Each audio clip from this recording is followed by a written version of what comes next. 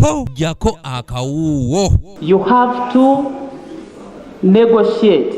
Nga gukunukkiriza okuwera omwaka mulamba bukyanga eggwanga lya Rwanda liggala ensalo zaalyo ne Uganda, enjogerezeganya wakati w'amawanga gano gombi zikoleddwa, naye kino tekirobedde bantu kuttibwa mu mawanga gano gombi. Naffe tuba tetwagala kulaba musaayi, kati abo bagamba nti bajja kufa, omugamba sookotte abeewammwe olyoka olowoleze ne mu balala okufa, kubanga gwe okufa okulaba it's pride in you. You have a pride in the killings. Sookotte abeewammwe oba gwe wejjeeko amagye bakubalule. Ababaka ba Paalamenti basinzidde mu lutuula lw'olunaku olwaleero olusookedde ddala omwaka guno ne babanja gavumenti okubategeeza enteeseganya ze balimu we zituuse. Madam Speaker, last week I visited two borders, that is Bunagana, Soro. Madam Speaker, up to now, these borders are still closed. There is no business taking place in those borders.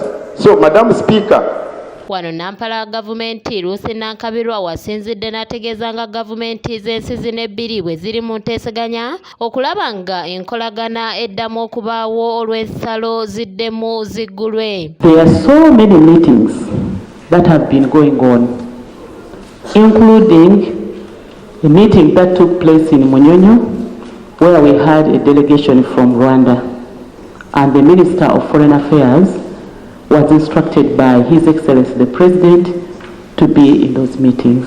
There is a lot that is being done. Ono wano ye bamutegeerezanga na buli kati abantu bwe bakyawambibwa saako n'okuttibwa ekintu ekitadde bannansi ku bunkenke. Madam Speaker, I thought if someone volunteers to be the lead of government business, that person will mentally prepare to represent government. There are Ugandans who are being killed in Rwanda. The minister is feeling very sweet as she's giving no answer.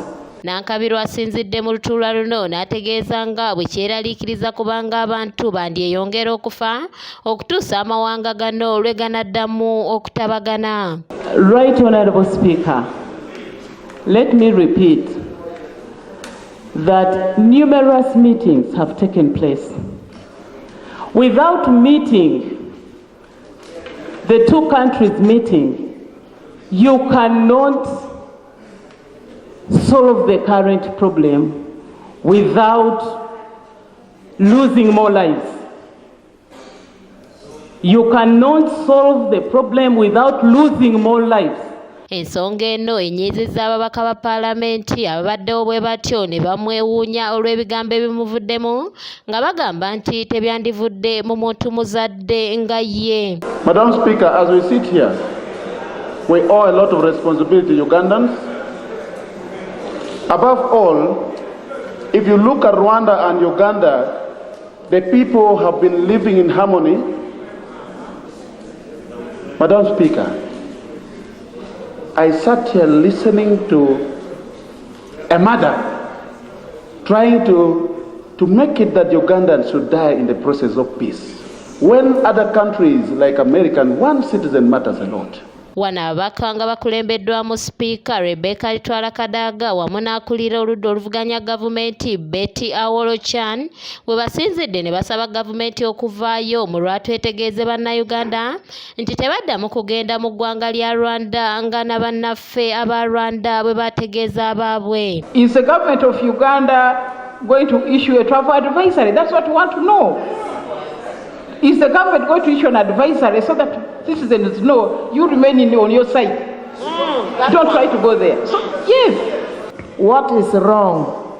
Cautioning our people right now to know that it is dangerous to go to Rwanda and that they should not go to Rwanda.